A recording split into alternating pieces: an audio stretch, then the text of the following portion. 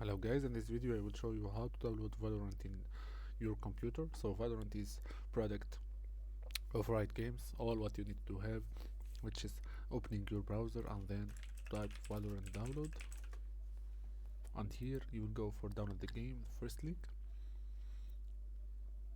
and then you just press download. After you press the download, you will have this installation phase. You just need to wait for it. So guys, after the program is installed, sorry. So you just open the pop-up installation one, and then you will have this program. Just take into consideration that you have 27 gigabyte of installation that you need to download it. If you want to choose the location where you can install it, just press advanced and then install path, change it in your profiting things.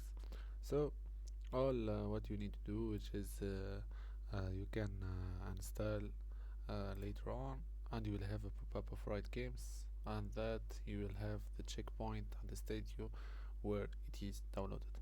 I hope you like the video. Please like, share and subscribe to the channel.